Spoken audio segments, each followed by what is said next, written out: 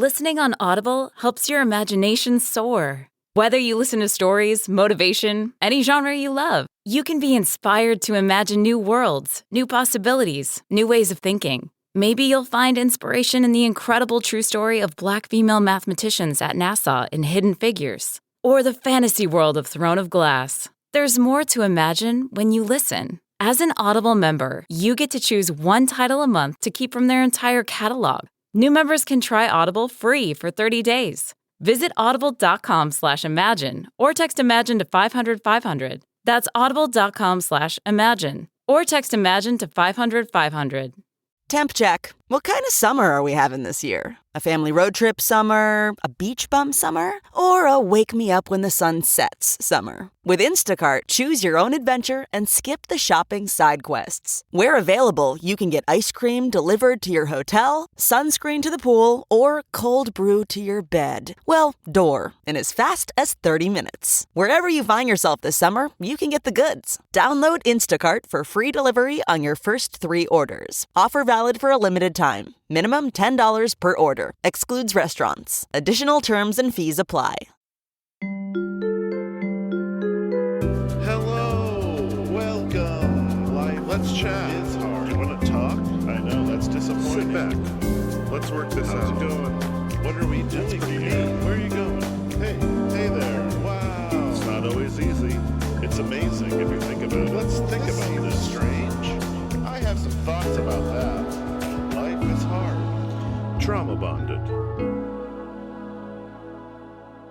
You know, this episode got me thinking a lot about culture and identity through culture, and how in America we do have culture. I'm putting that in quotes. What do you think culture is in America? What do you think an example of American culture is? Well, a lot of times people might equate culture with food. Mm-hmm.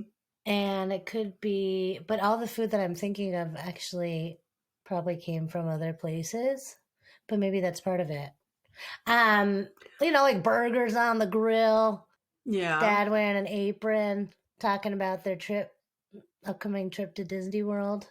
Yeah, I guess, that is sort of Americana, is that culture. Yeah. I feel like that it's not necessarily unique to America, but thinking about like an outdoor barbecue, burgers on the grill. But I feel like that's sort of wrapped up usually in like nationalism, like something we might do for like 4th of July or Labor Day or Memorial Day or something. I do see it though. And everyone's like, kind of like dolls, like Ken, or, and everything's like really bright green and pink. Oh, like suburban America is an iconic sort of, especially thinking about like a vision of 50s, like post World War II America. Yeah. But then I also think about GUNs. Oh, GUNs is part of it. Huge. Yeah. But going back to the barbecue thing, yes. I know that Red Cup, like Solo Red Cups, yes. is distinctly American. I know that in Solo England, Red Cups make me happy. Do they? They do. So they don't. It's not really a thing they have in England. So if they're having like an America party in England, they have Solo Red Cups. That's like funny. Part of the thing they have. In England, do they just have teacups? Yeah, they just drink their beer. Pint glasses. Pint. Yeah, that's good. But again, is that culture? What is culture? I think there's a... About to Google it. Let's Google it. Okay, that's fun. Well, there's the science one. I don't think that's what we're referring to. So it looks like number it's, 2. Boiled down to, intellectual achievement regarded collectively. I'm sure we have some of that. Customs, arts, social institutions, and achievements of particular nation, people, or other social group. Right. And we usually see it. Okay. So in customs, we see it sort of maybe in how we do weddings or other gatherings, how we eat, what we eat. Social institutions, a lot of maybe more progressive countries might put a lot of emphasis on education. We have that to a degree here, but I mean, we just I would say it's it. mostly churches in America. Yeah, I mean, there's different ways to slice and dice culture. It seems like, right? Because I'm thinking of America, but also America. Yeah, America. But I'm also thinking like LGBTQIA. Yeah, is that culture? There's gay culture. I think but gay culture is like worldwide, or do you think that's born in America? Maybe it's different. I don't know. No, I'm not saying it. I'm not saying outside of America. There's the gay thing. So there's cultures within America. Yeah. Do you think identity is part of that? Oh, of course. Because people talk about culture wars in America, and I think it really comes down to identity wars. Mm-hmm. And everyone has an identity, and maybe it's a collective identity that they think is what America is, right? Well, so that's for American culture. That's what I mean. Yeah. Okay, yeah. So what you're saying, there is this version of America that thinks being progressive, being part LGBTQ, BLM, believing in equality for everyone, equal opportunity for everyone, like that's American culture. Like that's true freedom. Oh, freedom. Right? But then there's other America that thinks that they encapsulate real American culture and values, like, and then that's synced up into GUNS, mm-hmm. American flagship, Bible, Jesus. Ooh, yep. Mm-hmm. He who shall not be named. Ah. And these are the culture wars that get talked about, right? Who's the real America? And it's all kind of bullshit because we could argue endlessly about who the real America is. America is a big, vast country full of all kinds of people and geographies. Yeah, they say, melting pot kind of. It's a melting pot. And not just just all the things. But I think it also comes down to geographical. Like the South has an identity. Yeah. The Northeast has an identity. Mm-hmm. The West Coast has an identity. They're all like kind of microcultures. And then in the middle. Yeah. You got the Bible Belt. Political, religious, economic. And then I think in America, especially, and other countries have this as well, like there's culture identity and like past aggressions. I don't know if I could put it like that. Mm-hmm. I'm maybe specifically thinking about like the Confederacy. Oh, gotcha. And then we also have the thing with the Native Americans. We don't really like to talk about that one as much, but Native Americans that are here are aware of it, right? They are. And maybe us more progressive types are willing to talk about it, but then there's people that don't want that included when they're thinking about America. They want to pretend that doesn't exist, or that we were forced to do it. It was divine, whatever they call it. Had to help them out though, right? Well, we had to move them out. Move them out of the way for Westberg expansion. It's just part of it. Oh, that's part of it. Could not be done. I don't know. Did I say anything? Probably. But I like the way you're thinking about culture. I'm also thinking about culture probably to the individual. Mm-hmm. And when you talk about it that way, it makes it feel like you're like, if I'm not just gay, I'm not just Filipino, I'm not just, and like it's culture, when it comes to an individual, it's kind of a mixed bag. And then a lot of times you might judge someone by their culture. Yeah. Or lack of culture. Yeah. Yeah, I mean, culture exists in all kinds of ways. We talk about work culture, mm-hmm. and then like home life culture. And I think these just come down a little like traditions or ways of moving around a space together. Traditions, or they just determine everything that you do in your life. Yeah. But obviously some cultures are maybe a bit more deeper, or I mean, it's interesting because, like America is a melting pot. So we bring with us cultures from other countries. And then the American history isn't very long. Very young. We're still very young. So we really have time to fully develop. We're like the Gen Z. Yeah. Right? Yeah. We don't know what's going on. Yeah, but we think we know everything. Uh-oh. You just insulted so many people, I feel like. Oh, shit. Had to be said.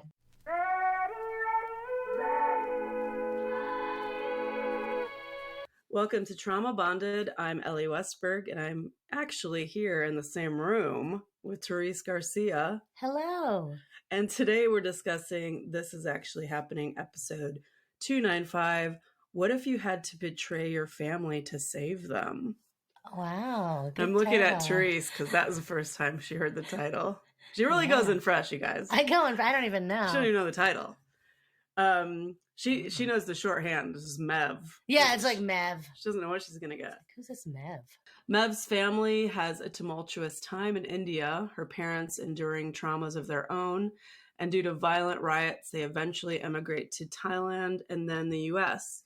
She grows up in America, being all Americanized, while the threat of an eventual Indian marriage looms, and on her way to meet her suitors in India, she meets John.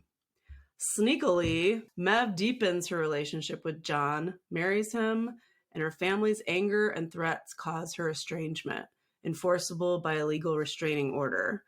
After some months, Mev's sadness spurs her new husband to attempt reconciliation with Mev's family.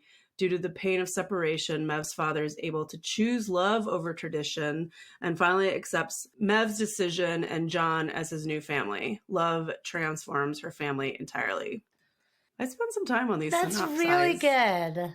That's really Spoiler alert if you haven't listened to it. And that's for our people that don't actually listen to the This Is Actually Happening episode, so you can sort of follow along a little bit. We do recommend listening to the actual episode. That helps. And full disclosure, I am the showrunner for This Is Actually Happening, and I have the privilege to vet stories and conduct pre-interviews before they go to Whit for the final interview. And T knows nothing about anything. She comes in fresh. And this show, Trauma/Bonded, is for the listeners. It's a space where we can talk about each episode, digest it, and reflect on it with empathy, and also a bit of levity. That's Trauma Bonded.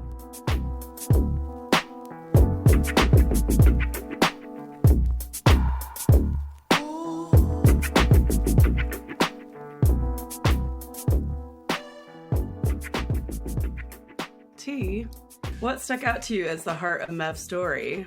I'm so excited to know what it is. T already spoiled me a little bit and told me that it was a one-worder. Oh, yeah. I feel like I oversold it. But, yes. Okay. So, what I think the heart of the story is, I think I can capture in one word. Unveiling. What? So. Whoa. I don't know if you're being sarcastic. No. Oh, okay, great. How fun. Go Isn't on. that fun? Yeah. It's a metaphor. Yeah. Obviously, there's, physical parts to it. So I think, the veil as kind of a way of talking about maybe power, identity, breaking free. Mm. And so, the first time her dad saw her mom's face was when he lifted her veil, right? All the way to the end, right? When Mev kind of accepts and unveils herself and her identity, and then has, the courage to make decisions for herself and take back that power. Yeah.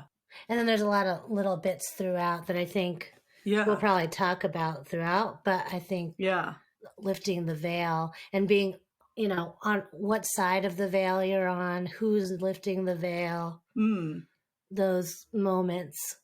Who puts on the veil? Yeah. It's all. How the veil's used later. You mean with the water? Yeah. Okay, yeah. Yeah. I thought it was some weird sexual thing.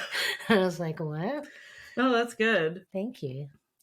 My heart of the story is just the basic idea of living with the decision that's entirely yours. like you might fail, but at least it's on your own design, by your own design, not anyone else's. Mev could have done exactly as her father demanded and ended up miserable or happy, but it wouldn't have been her choice. Decision making is hard and can be unsteady, but there is inherent value in making a decision and following your instincts, because only you have your instincts. That's right. And I think about the whole decision making being your own. I think about it too in an artistic way. Like T, you and I have both done some writing, and I've had writing experiences with other partners as well. And at some point, inevitably, you get through the editing process and you present it to other people to comment on. And some people have really rigid ideas about what changes you should be making. And I think it's an art form almost in and of itself to be able to use your own veil, if you will, to filter out what is a good note, what is a bad note. And when you get to a place where you're trying to, like, say, develop a script and you've got a producer that you're working with, and they give you notes and are basically not just asking you to consider them, they're telling you have to use them. That's when I get real prickly about it. And I've had this conversation before. I've always said, I think as an artist, you have to live and die by your own decision. If you're just taking on a bunch of edits from someone else, at some point you cease being the artist. You're not creating or controlling anything that you're making. I would rather put myself out there that's entirely me and my decisions and have success or failure from it than to take someone else's notes because I'm afraid to trust my own instincts and have success or failure by their decisions. I mean, at what point do you say it's not yours anymore? And I thought about Mev a lot in this context. Like, yeah, she might have really fucked it up with John. She might have fucked it up with her family, but at least she did it on her own terms. And that's something that you can live with, I think, and learn from better than taking on a bunch of different people's ideas about how you're supposed to be. And at some point, you're not yourself anymore, right? Oh, totally right. And I think there's a bit, obviously when we get to it, a bit of a domino effect that happens. And it just makes me think of her parents. They didn't decide to get married when they did, but they made that decision, to start dating in their early 50s and fall in love for the first time. Wow. We'll get to that. Yeah.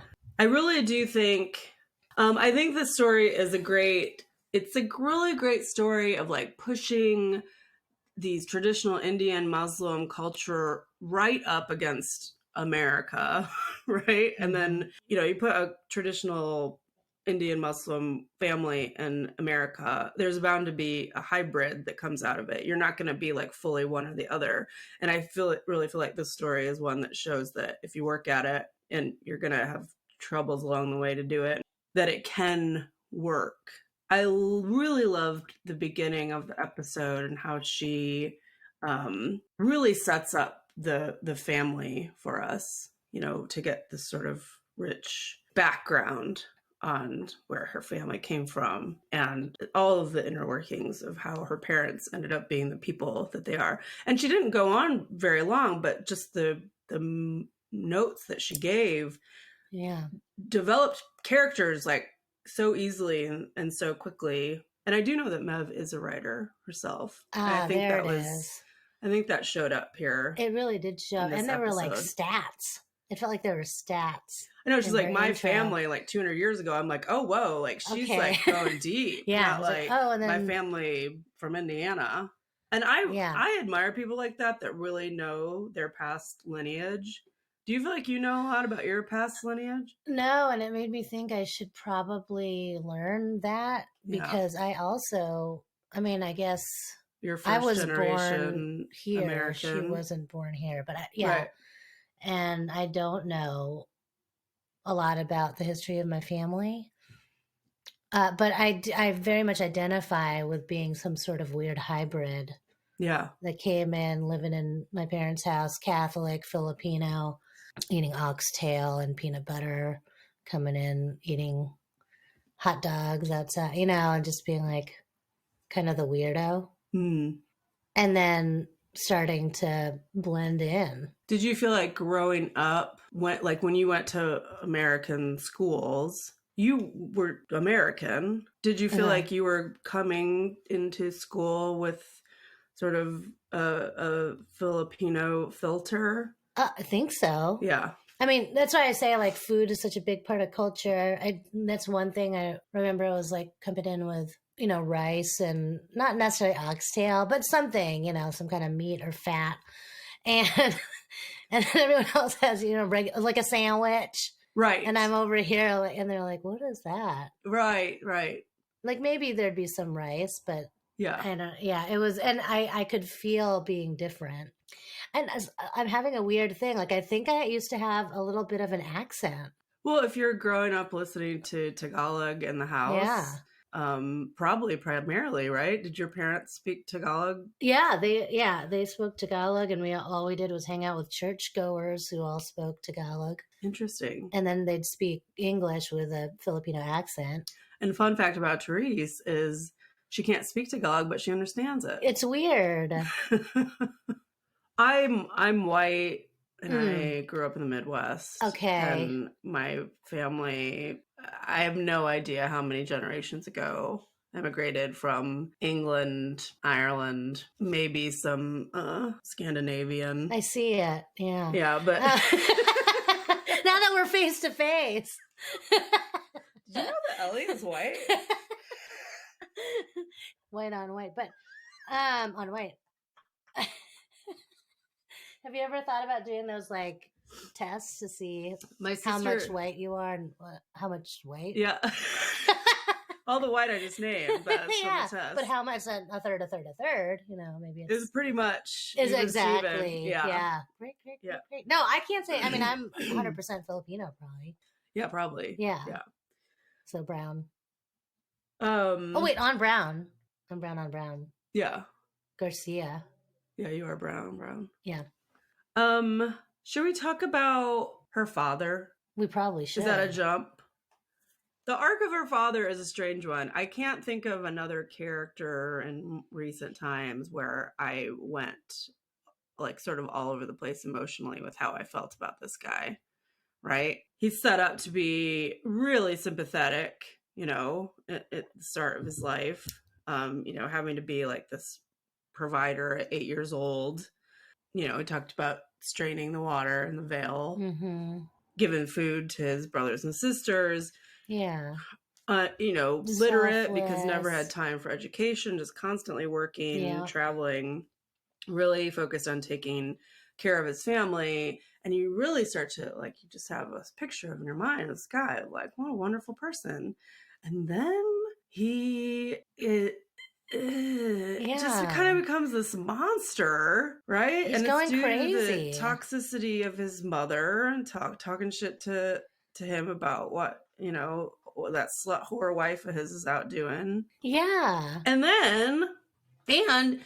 so while he's being a dick to the mom, he's also this really controlling over his daughters, from only credit cards to monitor their purchases, low jack in the car, saying they got to have an Indian husband, shows a pic of an Indian man to her to threaten her, basically, torment her, as she puts it. And you just don't think this guy could get much worse. He's so controlling. Yeah. And then, and you don't believe that this guy can change because it seems like he's really set in his ways and he is this guy. It is really clear, though, that he adores his daughters. When she talks to Indian men and tells him that he's called her a reject, and he's like, no, you're not a reject, you are perfect. Yeah, I mean, he was like controlling but also protective. Right. And then Mev really pulls off this caper, and she doesn't know, she's following and trusting her own instincts, but she doesn't know that this pain of losing her is going to transform him so deeply. And then when he finally can rid this toxicity and his mother out of his life, he can actually connect with his wife, and then they fall in love. It's like, this is an arc I was not expecting at all. No, I just thought it was going to get worse and worse. Yeah. You know, the abuse, yelling, verbally abusive, thinking she's cheating, trying to control her as much as he can. I mean, let's talk about Mev's mother and dealing with this guy. So she's got how many kids? 6 kids, and this jackass of a husband. And by all accounts, there's never even an idea of leaving him or divorcing him or escaping through unaliving herself. Just like feeding him, taking care of the house, taking care of the kids. Yeah. And then they don't communicate. They don't talk for years. Which is shocking. Like, even when they met John's parents, like, I feel like they were still not talking, but they're sitting at dinner. Yeah. How strange. How do you go through this for years, right? From she gets married at 15 up to, let's say, 50. So that's 35 years of being abused by your husband, used by him just to run a household and raise children. And all of a sudden his mom dies and you guys start talking. And then he asks you out on a date. It's beautiful. It's lovely. It's sweet. But how is she not full of absolute resentment? Yeah. And of course, the dad doesn't want to talk about the past. He doesn't want to talk about the past, so that the past just lives in the past. You're right. What is going on in her mind? That's interesting, because when she said he doesn't talk about the past, I was like, of course he doesn't. The abuser never wants to talk about the past. I know. God, you're sorry. Makes you so mad. She was in my face there. But I thought of it, let's move forward. Like, this is beautiful. But you're right. It's like, no, I want to avoid all my past mistakes. I just imagine she's got all these journals of just like cataloging all of his faults. And he's like, well, I want to move on. And she just takes like 1,000 journals and just throws them over. And she's like, okay. Okay, now good. Yeah, sounds good. Let's date. I think she would, I don't know, but was she driven by a sense of duty, mostly to her kids and her husband, I guess, but... Well, it takes that vow seriously. And to live a lot of that time in America where us women are told, you don't like it, you get the fuck out, you know? Yeah. That she is able to escape that particular bit of Americanization, you know? Thank God for the family. But I just want to know what's going on in her brain. She's like, okay. Yeah, and it's not that. There's gotta be some deep shit in there. But she's just, she's the strongest one. She really is. Though I bet it was a little bit of a nice break when he'd be gone for months at a time. Right. Even though she knew he was away getting his ears filled with lies about all of the horror she was doing that she wasn't doing, and then knowing that she's got to face that sort of abuse when he gets back stateside. Horrible. Yeah, and they're not looking forward to him coming home. No, that's not for sure. At all. It's really a miracle that they stayed together for so long. So let's talk about character arcs. Let's talk about John. Meet cute. Total meet cute. Starting with the ripping up of the e-ticket. Oh, I don't know. Sure. That kind of gave a little glimpse into Mev. I was like, okay, girl. Yeah. This was like a romantic comedy for a minute. Like, I was like, attitude, this one. This is getting dark, with the, yelling a lot. And then all of a sudden it turned into a rom-com. And I was like, hello. Love this. Right. Well, and we really when this story came to us, and I'll give a little background on that. Jason Blaylock, one of our beloved editors. Hi, Jason. Hi, Jason.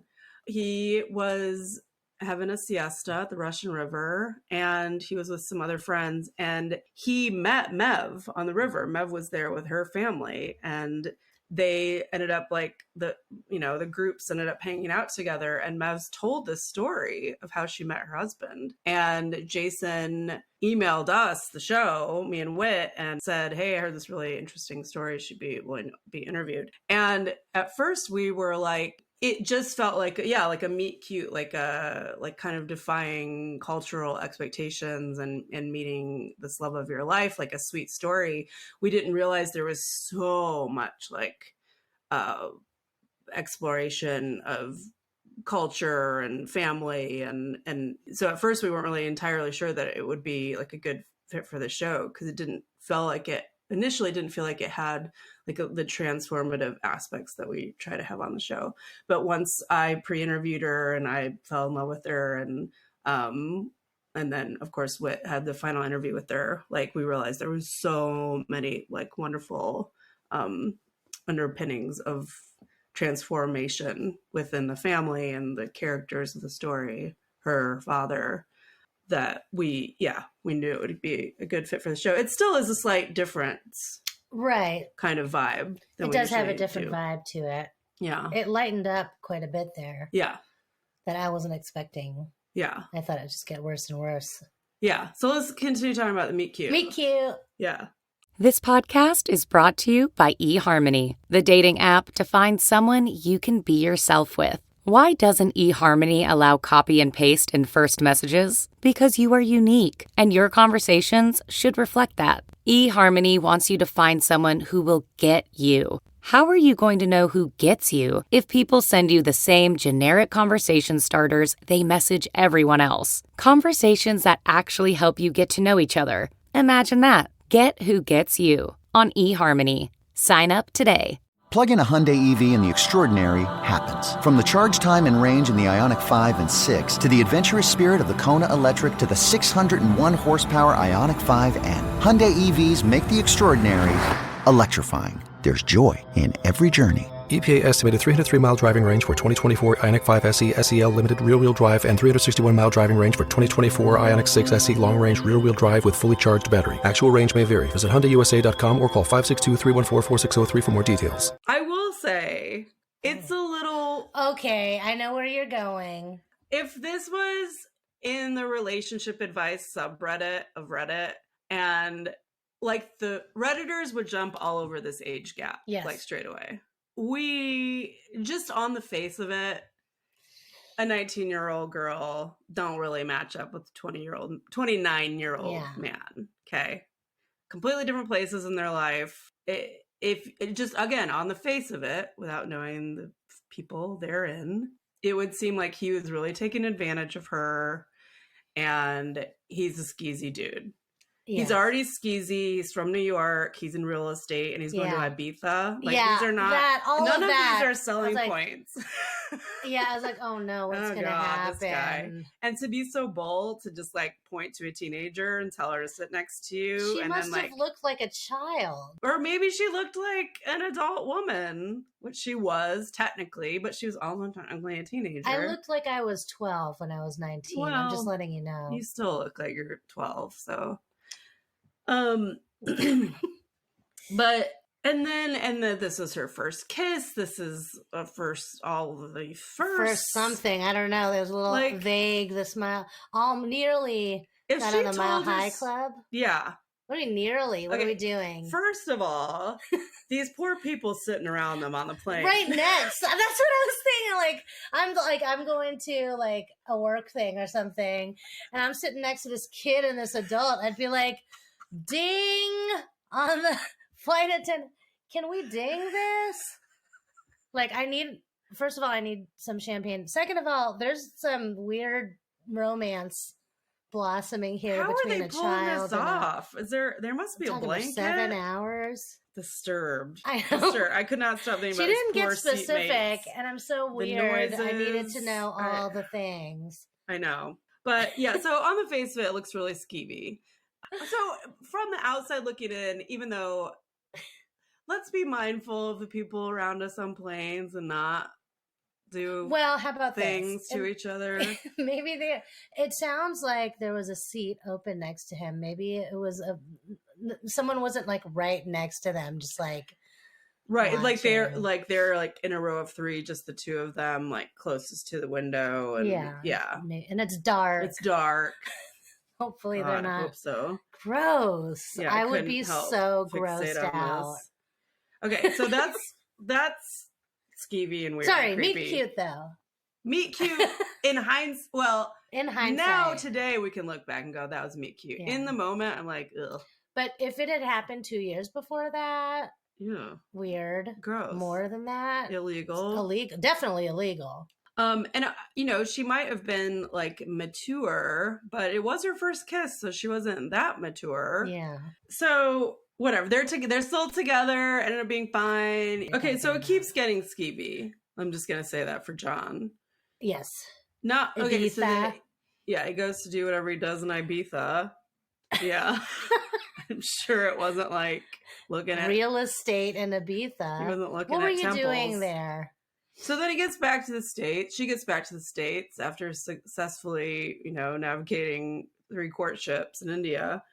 And again, he's 29 and she's 19. And they go out for a lovely lunch. And then he figures, what the hell? I'll go to this teenager's home in New Jersey and have sex with her in her family home. Yeah, that's weird. What if she's lying about her age, too? Can you imagine being almost 30 and going into someone's family home? I don't do that. Okay, so it looks bad. It looks so bad. It looks really bad. And I'm sure he's got a sense of humor about it, and they joke about it. And I know Mev does. She has got a great sense of humor. Okay, good. Yeah, from the outside looking in, it looks pretty bad. Are they mad at us now? The way that we're talking about it? I don't think so. Okay, I'm good. sure someone is, though. Tell us. Tell us on Instagram. Trauma Bonded Pod Official. Yeah.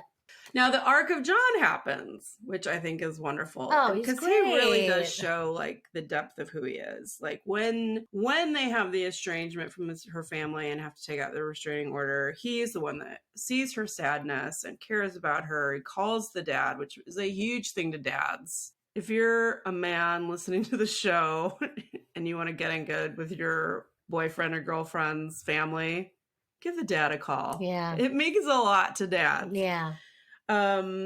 He converts to Islam for her. That was big. That was a huge. Wondering what in-laws think of that, or his parents. Yeah, they're probably like anti-religious. They don't give a fuck. Yeah. But and she says herself, they're not like Muslim religiously, more culturally. So, John does really have quite an arc. He comes around. But you start off skeevy, John. All the same. Pointing. Oh, we didn't talk about an important thing. Yeah, okay. Mev's unaliving herself attempt. This was interesting, and this is important to talk about because this is the first time she attempts to shake this family out of its bad patterns. Mm-hmm. Right? She believes that either she sacrifices herself so that they can realize sort of the depths of their pain and love and change, or it's a cry for help that might shake something loose. And it's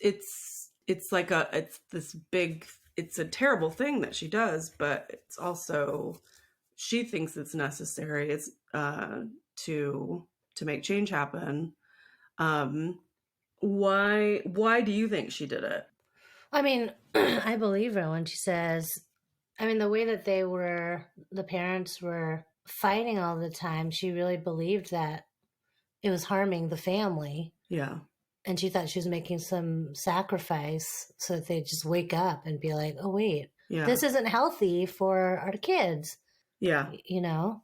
And then, but no, that would have also been unhealthy for the kids. No, this is not a solution. Yeah. At all. And she doesn't say her age, but I think she's like preteen. And there's already so much going on, I'm sure, to have this in addition. And then it is really sad because it really doesn't inspire any change. If anything, it just makes her feel like she's added pain to her mother.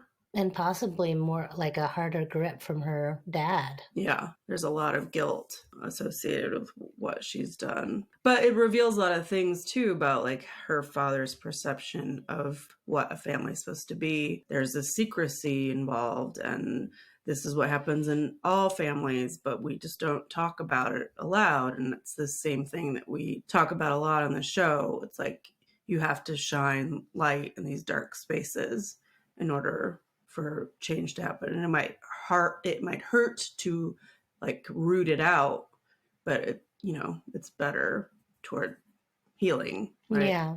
And I wonder, does he believe that, or is he just trying to get her not to talk about it? Believe that every family is like this. I think he believes that. And then it makes me think about his past. Yeah. That if his parent, or I guess, yeah, and if it was like that for him, but he was the one taking care of his siblings. Yeah.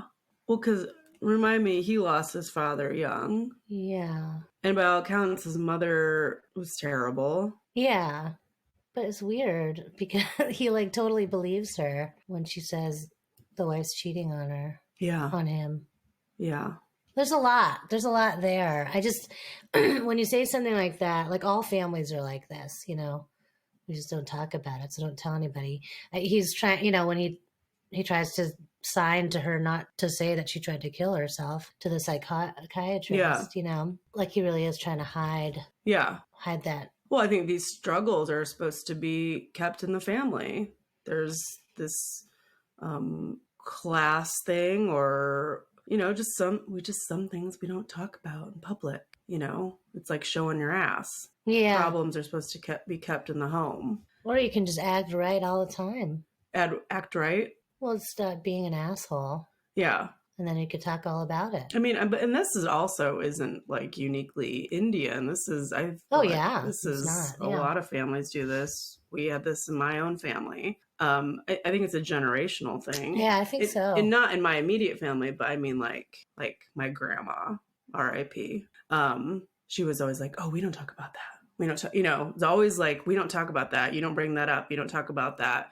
So, you can only imagine what she's brought from her parents. Mm-hmm. So I think the more we talk about let's talk about it. Let's get it out. Hopefully, talk with each other. We're all struggling about something. We're all struggling. No one is having a great time all the time. Yeah. But then there's also the whole social media thing where people think you are being transparent about your family, but there's other things underlying, I'm sure. It's not always fun all the time. Yeah. Like we did that photo spread for your family yesterday, and out of about 100 pictures I took, there's about 2 usable ones. I think that's why I think it's more interesting to put out the chaos I love ones. those. Yeah, I was like, let's put the blurry one out. The blurry one. I'm like just a yelling. kid's running away, a kid's crying. Get over here. Yeah. But what ends up getting posted is the perfect one. Yeah. Where you guys all look like you're just calm. I'm so happy to take a picture Pumpkins. Together. Like this such a lie. Is not real life. But cute. Yeah. And that's the problem with social media, which we've talked about before. It's always extremes. You're really, really, really happy. You're really, really, really sad. Yeah. And most of life is just what happens somewhere in the middle. All right, let's move on. The men in India. Oh, yes. You want to talk about them? Go on. No, I like it when you talk about it. And then I say stuff too. But I already talked about the not being a reject or not you're perfect. Yeah, no, that's fine. I mean, obviously she played these guys, like she played this game perfectly. She's good. She knew exactly. She knows what she to knew do. She was not going to fall for any of these guys. Yeah. And so they seem perfectly fine. Yeah. She's magnanimous about it. Yeah. It's just somebody else's dude. Yeah. But she was not going to go for any of these guys. No. There was something in her that just, I think, was rebellious, like inherent, that just didn't want to play by the rules. Oh, yeah. And she did it going through like loopholes or sneaky. No, she's very sneaky. She's not like, I'm not going. Yeah, she went. So, no, I'll go. Can you call my dad and tell him that you don't want to be with me? Right now? Could you just call? She's smarty. Yeah. You learn to do stuff like that. And then knowing that, and then just framing this conversation of calling me a reject and like sending the dad into a tizzy about it. Like, she knew exactly what she was doing. Yeah. She was not going to play by this tradition. We talked about her getting married to John. So finally, she's legally tied to John, and she now feels emboldened to call her upper family and let them know, because she knows that they're not going to try to break them up. Should we talk about her older brother? Really disturbing it sounded like he threatened to hurt her, to harm her. Yeah. And so much so that she had to get a restraining order. Yeah. They had to get this restraining order, and they don't she never said, it's funny, it's interesting because she never says words that I think we've become used to hearing or accustomed to hearing. Like, she never says arranged marriage, which is what she's talking to, but she never uses that term, which I think is interesting. And two, even though she says her brother and her father are both really mad and her brother threatens her, she never talks about like an honor killing per se. But what I really want to talk about, again, same idea with the mother having she should have so much resentment, right, for the way she's been treated. After your brother says something to you like that, or makes it clear that he's willing to hurt you over a decision you've made, even after all of the healing that takes place, how does that relationship bounce back? That's for a future. I have no idea. Has it? We don't know. Will it? I mean, he's really even more strict than his dad, it feels like. Yeah. Son becomes the father. You signed up for, you're like, this is the way I'm going to be with how my dad is. I have to get in line. And Yeah. I don't know. Like, I've gone through some shit with my sister, but she's never threatened my life. And well, that seems a little bit extreme. I don't know. I'd be curious to know in a follow-up from Mev, like how that relationship looks today and how you come back from something like that. And maybe her brother also really was impacted by this change, as it sounds like her entire family was, and he was able to soften and ask for forgiveness for having that sort of hardline, threatening reaction. Let's talk about this idea of betrayal. She says she's rejected her family for this white guy she's known for 9 months. Yes. Ultimate betrayal. And this is the perception of, like, if we just want to draw a line under what the perception of her family is you've rejected hundreds of years of culture, tradition, religion, ethnicity, all of this that we've raised you with for a white guy, an old white guy that you've known for 9 months. This is the perception of the family. Of course they're going to be pissed. Like, I had to do it. Why can't you do it? Right. They're right? Yeah, sure, that's part of it. And all of them had accepted, like, this is the expectation for our lives. We're gonna fall in line. So it is this perceived act of rebellion on her part, and there is very little likelihood of reconciliation. It really feels like that could have been the end. They never speak again. Right. Kind of thing, yeah. To defy culture, tradition, ethnicity. And maybe this act of rebellion is sort of uniquely American. Maybe that's a little bit of American culture, like we're little brats. No, England, we're going to be on our own. You can't tell us what to do. But on the sadder side, it really made me, and she talks about how there are families where this sort of act of rebellion is unforgivable, and the parents cut ties with their kids and never talk to them again. This happens all the time in America. Yeah. Again, thinking about how religion is so much tied up in our culture, it makes me think specifically about poor gay kids or trans kids that are, by all accounts, well loved by their family, and then as soon as they come out, their family feels compelled to cut ties just because of what they think religion is telling them about how people are supposed to be. It's like the thing that makes me like the most sad, like to cling on to some dumb ass belief system to reject your kid for some archaic, man-made pile of garbage, to reject your kid, to reject all that love, to set them out on their own without you. What the it makes me mad as well. It makes me so sad. I mean, when I came out, it was iffy. I think my mom would never disown me, but it was almost the other way around. Because if she wasn't gonna accept me the way I am, you know, Yeah. I definitely would have been like, well, we're not hanging. Like, and it took her a while. In fact, you know, the biggest thing, do you remember the biggest thing she did? It took years for her really to truly accept it. Wait, what was her biggest thing? She voted yes on Prop 8. Oh, yeah. Because at church. At church. Wait, did she vote yes on Prop 8? She you know what she did? A little bit liberal in her heart. You know what she did? She, at church, they had them sign that they would vote yes on Prop 8. That was it. But she did do that pledge. But I think ultimately we had a conversation. She didn't. And conversation is putting it lightly. Yeah. I was yelling. Yeah. And then ultimately I think she voted no. I believe because that. if she had voted, I think that was I was like, I'm not. Do you want to explain what Prop 8 was a little bit for people that don't know? I know it's confusing language. I think it was intentionally misleading. 2008, Prop 8 was a proposition on California ballot, which basically said it was to affirm marriage is between a man and a woman, right? Oh, should we read? It was a California ballot proposition and a state constitutional amendment intended to ban same-sex marriage. Yeah. Oh my gosh. What?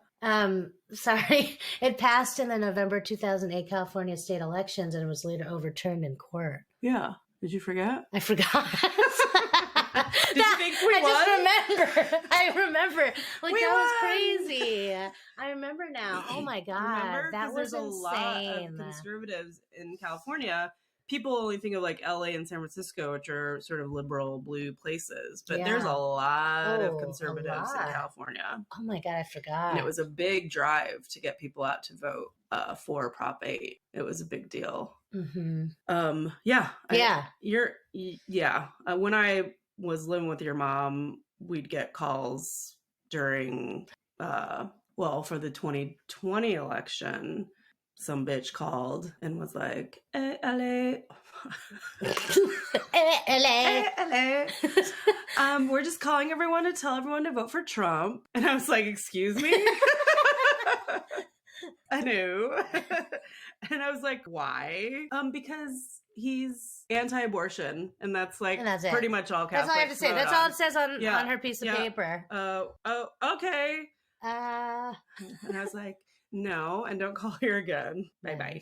Mom's like, but I'm anti-abortion. I'm sure she is. Your mom? Yeah.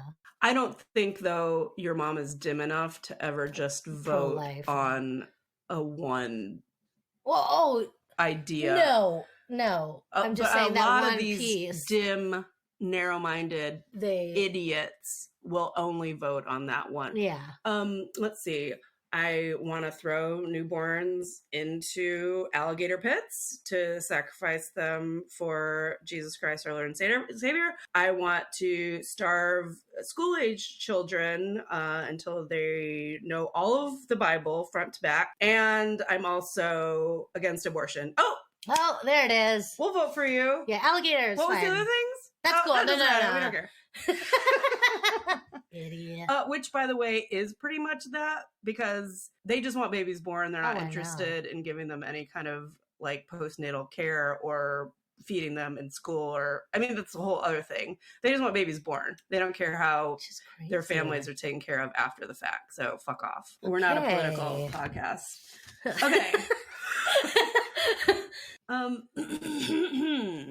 So Mev is an Americanized daughter. She's an Indian woman who's an Americanized daughter. She ultimately teaches her father, she teaches him a different way of looking at things. And the fact that he can change, Mev really paved the way for her family. She saved her family.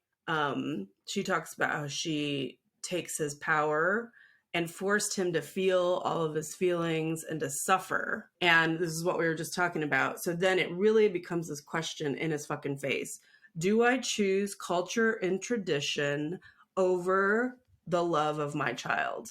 And he makes the right decision. And it's almost like a movie moment where it's like, you know, Indy is under the spell of Kali Ma, and Short Round like waves the fire in his face to get him out of the trance. And like, and then this whole veil falls away and he like hugs him. And it's like this whole veil like falls away from her father. Sorry. Temple of Doom. Did you just have a stroke? You said that twice. Indiana Jones, the Temple of Doom. But it's like, it completely transforms him. It's like, boing, I get my kids back. Is that your I get my kid sound back. effect for everything? My wife's cool. Like, yeah, you know, you can do whatever you want. You can do whatever. You get to do whatever you want. All you can kids do whatever, yeah. And what I think is really wonderful about this whole story is this perceived act of a rebellion actually saves her family. And I think what it really comes down to is Mev and Dad, they have the same values. They want the same thing. They just took different roads to get it. And I think that's just so magnificent. Yeah, it's beautiful. So, you know, this end bit that Mev says, she talks about this decision that was hers and that she had to sort of murder these old ideas and crush these old conditioning and patterns to be reborn, for the family to be reborn. T, have you ever made a decision that was entirely your own that maybe other people thought you were fucking it up, or they had other ideas for you, but you're like, no, I'm going to launch out and make this decision that's mine and mine on my own, and I'll deal with the ramifications? I feel it's a bit repetitive, like the gay thing. But that wasn't like a decision. Well, decision to... You had to come out, but you didn't decide to be gay. No, that started a long time ago. Moving up here was a big deal, and a lot of people were like, why? What? Where? Where? Is that a tiny town 2 hours up north? Strange. Why? But it made sense for the family, and I think it's going to make sense for decades to come. Yeah. I mean, I feel like I've done it a lot. And I think decision making is really hard. And I'd rather not. You made some big decisions. Yeah, I made some big ones that, like, I feel like the best ones I've ever made were ones that, like, I came up with and executed. Not on my, I don't think I've done anything on my own entirely. But, like, people were like, what are you doing? Life-changing decisions. Yeah. Like getting out of my last career. Yeah. I couldn't have done that without you. Oh, yeah. But my mom. People thought I was insane. People really thought I was going to have to go back to it. So, which just kind of made me more resolute than ever to not go back. Even like getting divorced, I think, well, fuck, even getting married. Yeah. At 22. Wrong. Getting divorced, wrong again. Yeah. But they were entirely my own decisions. Sorry, Paul. Moving to California in the first place in 2005. Wrong again. I did. But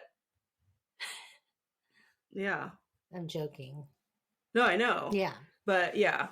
I feel like I want notes from a lot of people about a lot of things, but I think I'll pat myself on the back. There are the big stuff I feel like I've absolutely made on my own, and those are the best decisions you I've certainly ever made have. for Yeah, my you life. owned them. And again, it's because you know what's inside of you. Only you know what your instincts tell you to do, and you might be able to express them or explain them, but there will always be people that think they know better than you. And I encourage everybody to listen to yourself and make decisions for yourself and stand by them, good or bad, because it's your life and only you can do that. Thank you for listening. This has been an episode of Trauma Bonded. You can find our show where podcasts are kept. If you like us, please rate and review us on Apple or other places, or reach out on Instagram and tell us what you really think about us, or tell us about your struggles, or ask us how our research paper is going.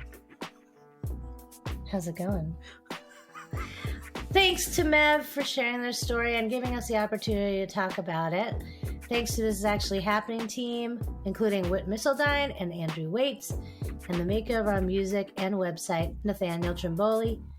Thanks to Forrest Chiras for editing this episode, and to Katie Capel for building those blasted Instagram posts. You can contact us at traumabondedpod@gmail.com, and you can contact us at traumabondedpod@gmail.com, and find us on Instagram at traumabondedpodofficial, or visit our website at traumabondedpod.com. That's a mouthful. Yeah. As a reminder, we will have a bonus comments episode like next week. Also, we will have our first TIAH storyteller follow-up this month, like also next week. Next week is huge, y'all. We are trauma/bonded to the story, to the storyteller, to the listeners, and to each other. Thanks for spending time with us today. Love you, Elly. Love you, T.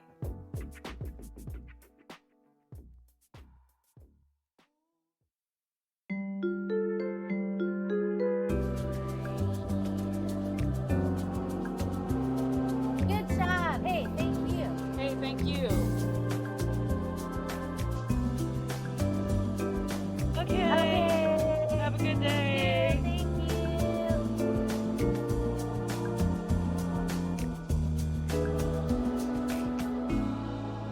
Trauma Bonded.